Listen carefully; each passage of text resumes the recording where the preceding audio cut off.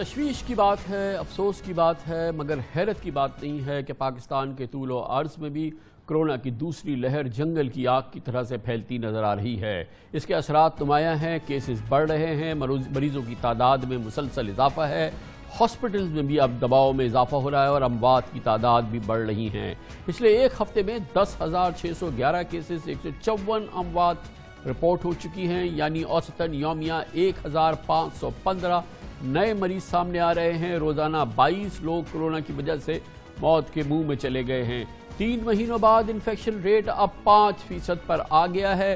ہر لحاظ سے پچھلے 2 مہینوں میں یہ اعداد و شمار 2 گنے یا 3 گنے ہو چکے ہیں۔ بہت ہی تشویش کی بات ہے، انتہائی تشویش کی بات ہے کہ صرف کل اور پرسوں کورونا نے 44 افراد کی جان لے لی اور پاکستانیوں کو اس کی پرواہ نہیں ہے، فکر نہیں ہے۔ بہت ہی افسوس کے ساتھ لگتا ہے کہ ہمارے لوگ احتیاط کرنے کے لیے تیار نہیں ہے، ماسک پہننے کے لیے تیار نہیں ہے، سماجی فاصلے مقرر رکھنے کے لیے تیار نہیں ہے۔ یہی وجہ ہے کہ حالات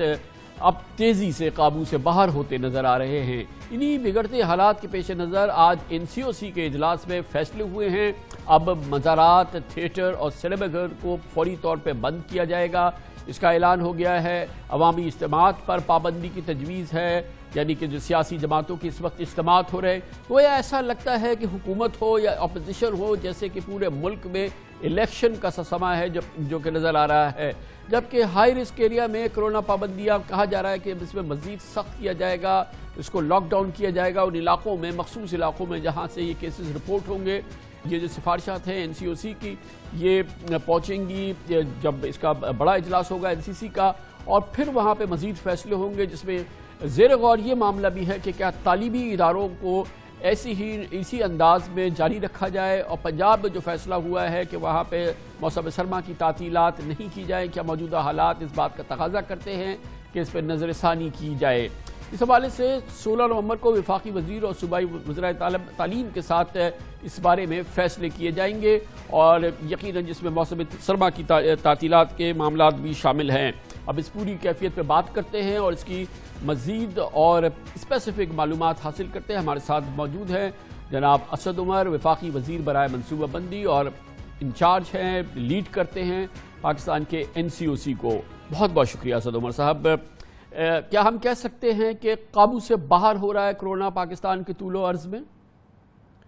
دیکھیں کامران بھائی، جس طرح آپ نے شروع میں اپنے ابتدائیے کے اندر کہا کہ یہ افسوسناک ہے، لیکن یہ حیرت انگیز نہیں ہے۔ یہ ہمیں پہلے نظر آ رہا تھا کہ ہم کس طرف جا رہے ہیں۔ بدقسمتی سے ایک پاکستان کے اندر تاثر یہ پھیل گیا، باقی تمام دنیا تو کہتی ہے کہ پاکستان نے اچھے فیصلے کیے اور قوم نے بھی اس کے اندر مدد کی، میڈیا نے بڑا ایک زبردست کردار ادا کیا، NCOC نے اپنا کام کیا، اور اس کی وجہ سے اللہ تعالیٰ کے فضل و کرم سے ہم قابو پانے میں کامیاب ہو گئے۔ لیکن پاکستانیوں نے کچھ لگتا ہے ذہنی طور پہ یہ فیصلہ کر لیا کہ ہمارے کرنے کی کوئی ضرورت کچھ بھی نہیں ہے۔ اسی لیے یہ دیکھتے ہوئے جو حالات ہمیں نظر آ رہا تھا کہ جو بد احتیاطی شروع ہو گئی ہے،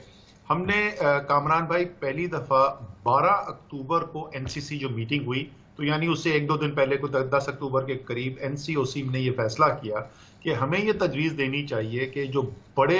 اس وقت پبلک گیدرنگز ہو رہی ہیں، جس کے اندر سیاسی جلسے سے بڑے ہیں، ان کے اوپر پابندی لگائی جائے۔ 12 اکتوبر کو NCC میٹنگ کے اندر اس کے اوپر فیصلہ نہیں ہو سکا کیونکہ تمام جو لوگ تھے وہ آن بورڈ نہیں تھے۔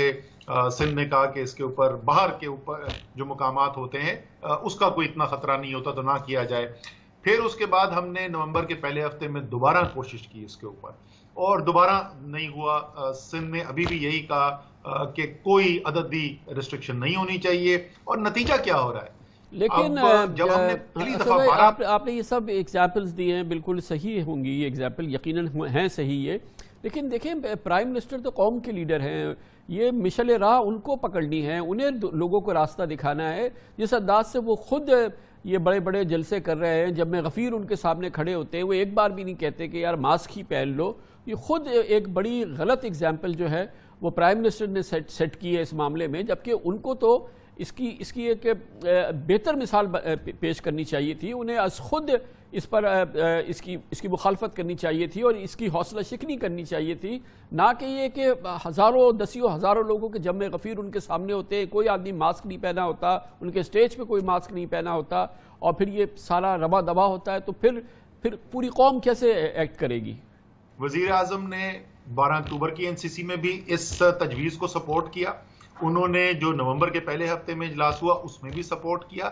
اور اگر آپ کو یاد ہو کہ جب اپوزیشن نے شروع میں جلسے کیے تھے تو بڑا دباؤ تھا یہاں سے تحریک انصاف کی طرف سے کہ ہم بھی جوابی جلسے کریں، لیکن وزیر اعظم نے کہا کہ نہیں، اس سے وبا کے پھیلاؤ میں نقصان ہو سکتا ہے، اور ہم نے شروع میں نہیں کیے۔ لیکن جب دوسری سیاسی جماعتوں نے یہ ماننے سے انکار کر دیا تو یہ بھی آپ پریکٹیکل بات، آپ شاید تھیوریٹیکل جو بات کر رہے ہیں وہ صحیح ہو، لیکن پریکٹیکلی یہ ممکن نہیں ہے کہ سارے پاکستان کی سیاسی پارٹیاں جو ہیں جلسے کر رہے ہیں، جلسے عمومی نہ ہوں، جلسے یہ ہوں کہ تحریک انصاف عوام میں مقبولیت کھو بیٹھی ہے اور اس کو حکومت کو اٹھا باہر پھینک دینا چاہیے اور تحریک انصاف گھر پہ بیٹھی رہے۔ تو اس لیے میں پھر ایک دفعہ تمام، آج بھی ہم نے اپیل کی ہے، میں نے خود بھی ٹویٹ کی اور آپ کے ذریعے بھی میں اپیل کرتا ہوں کہ تمام نیشنل قومی جو لیڈرشپ ہے تمام سیاسی پارٹیوں کے ساتھ بیٹھیں اور فیصلہ کریں۔ اگر اپوزیشن کو کوئی غلط فہمی ہے کہ ان کے جلسے کرنے سے جو ہے حکومت گر جائے گی، یہ ان کو بھی پتا ہے، ہمیں بھی پتا ہے، آپ کو بھی پتا ہے، حکومت نہیں گرنے والی۔ یہ فرمائیے گا، اچھا اب اس کیفیت کے اندر جس میں پچھلے 2-3 ہفتوں میں 2-3 گنا ہمارے یہاں مریض بھی بڑھ گئے ہیں اور افسوس کی بات ہے اموات بھی بڑھ گئی ہیں، انفیکشن ریٹ بھی بڑھ گیا ہے، اوورآل ہسپتالوں کی کیا کیفیت ہے سب بھائی؟ اس وقت دیکھیں ہسپتالوں کے اندر عمومی طور پہ تو مریض لینے کی ظاہر کیپیسٹی بہت ہوتی ہے، لیکن جو مشکل چیز ہوتی ہے وہ یہ کہ ہم کرٹیکل کیئر کے لیے جو ہمارے مریض آتے ہیں کورونا سے ریلیٹڈ، ان کو ہم کتنوں کو اکوموڈیٹ کر سکتے ہیں اور وہ کتنے ہیں، یعنی وہ لوگ جن کو آکسیجن کی ضرورت ہے۔ وہ 3 مختلف ہم کیٹیگریز میں ڈیوائڈ کرتے ہیں، لو فلو، ہائی فلو آکسیجن یا وینٹیلیٹر، لیکن اس کی مجموعی اگر ہمیں تعداد لے لوں، وہ نمبر جو ہے آج سے کوئی 2-3 ہفتے پہلے جو ہے 400-450 تھا، اور آج وہ نمبر جو ہے وہ 1100 سے زیادہ جا چکا ہے۔ تو بڑی تیزی سے اس میں بھی اضافہ ہو رہا ہے، اور پچھلی دفعہ 1100 سے 3000 کا سفر جو ہے وہ ہم نے کل 3 ہفتے کے اندر طے کیا تھا۔ تو یہ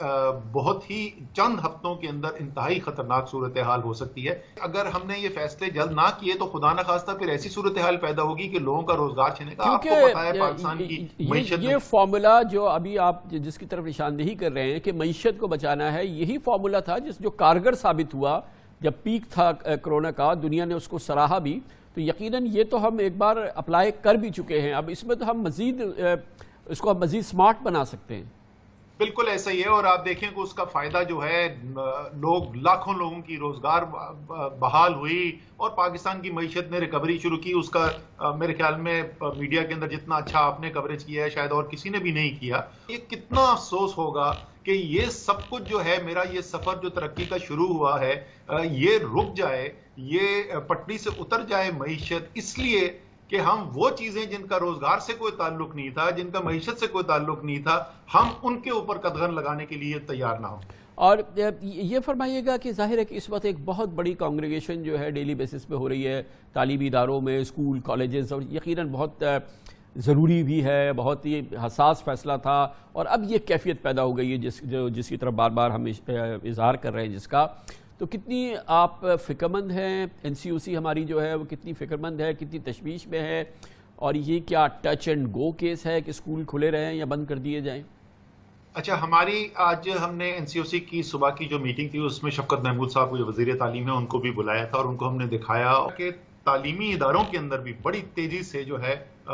وبا کا پھیلاؤ ہمیں بڑھتا ہوا نظر آ رہا ہے۔ ہم نے جو ان کو تجویز کی ہے، اور پیر کے دن 16 تاریخ کو انہوں نے یہ میٹنگ بلائی ہے، تمام صوبائی وزرائے تعلیم کو بلایا جا رہا ہے، اور وہاں پہ تجویز یہ رکھی جا رہی ہے کہ کیونکہ اگلے 2-3 ماہ سب سے زیادہ خطرناک ہیں، تو سردیوں کی جو چھٹی ہے وہ موسم سرما جو ہے اس کو ذرا جلدی کر لیا جائے شروع، اور تھوڑی جو عام طور پہ جتنی ہوتی ہے اس سے زیادہ تعطیل کی جائے، اور تاکہ بچوں کی تعلیم کا حرج نہ ہو تو گرمیوں کی جو چھٹیاں ہوں گی اس کو ذرا چھوٹا کر دیا جائے، کیونکہ اس وقت وبا کا خطرہ جو ہے وہ کم ہوتا ہے، ہو سکتا ہے اس وقت تک ویکسین بھی آ جائے، لیکن اگر نہ بھی آئے تو اس وقت ذرا خطرہ کم ہوتا ہے اس وبا کا، تو بچوں کی تعلیم کا بھی حرج نہ ہو، اور ابھی جو ہے خطرہ وہ بھی ہم اس کو روک سکیں۔ یقیناً ذرا یہ بھی فرما دیجیے گا کہ ہماری NCOC کی کتنی نگاہ ہے جو ویکسین سین ہے اس وقت دنیا کا؟ پاکستان میں بھی ٹرائلز ہو رہے ہیں، ظاہر ہے کہ فائزر کا اناؤنسمنٹ آیا ہے، دوسری بھی آنے والی ہیں. ہماری ٹیک کیا ہے؟ ہم کتنی اپنی تیاری کر رہے ہیں؟ ہم کتنے ابریسٹ ہیں ان تمام ڈیولپمنٹ کے لحاظ سے؟ کیونکہ بہرحال چاہے فائزر کی نہ ہے لیکن دنیا میں دوسری اب جو اس سلسلے میں ڈیولپمنٹ ہو رہی ہے، چائنیز ویکسین ہمارے یہاں اس کے ٹرائلز ہو رہے ہیں، اس پر ہماری نگاہ کتنی ہے؟ آج کی جو میٹنگ تھی اس میں آج ایک ایجنڈا آئٹم یہ بھی تھا بڑی تفصیل کے ساتھ ویکسین کی جو صورتحال جو ہے گلوبل ڈیولپمنٹ جو ہو رہی ہے اس کے بارے میں بھی، اور جو پاکستان میں ہم تیاری کر رہے ہیں اس کے بارے میں بھی تجزیہ کیا گیا. اور اس کے بعد ہم نے فیصلہ یہ کیا تھا کہ وزارت صحت جو ہے وہ ایک تفصیلی پریس ریلیز بھی نکالے گی، کیونکہ لوگ اس وقت وہ اناؤنسمنٹ کے بعد سے لوگ جاننا چاہتے ہیں کہ کیا ہو رہا ہے ویکسین کے لیے. میں 7-8 دنیا میں ویکسینز ہیں جو ایڈوانس سٹیجز آف ڈیولپمنٹ کے اندر ہیں. جیسے آپ نے کہا اس میں چائنیز ویکسین کا تو پاکستان کے اندر ٹرائل کے اندر بھی ہم اس کے اندر شرکت کر رہے ہیں. لیکن میں اس کی لب لباب آپ کو بتا دوں کہ یہ ہے کہ اس وقت تک جو صورتحال ہے، اللہ سے بہتر کر دے، لیکن اس وقت تک جو صورتحال ہے تو ہمارے ماہرین کا یہ خیال ہے کہ ویکسین ڈیولپ ہو کے پاکستان جیسے ممالک کے اندر بڑی تعداد کے اندر وہ ہمیں مل جائے، یہ اگلی گرمیوں سے پہلے مشکل نظر آتا ہے. تو اس وقت تک ہم نے اس طریقے سے فیصلے کرنے ہیں کہ اگلے کم سے کم 6-8 ماہ ہم نے اس وبا کے ساتھ زندگی گزارنی ہے. بہت بہت شکریہ جناب اسد عمر ہمارے ساتھ موجود تھے. اس کے ساتھ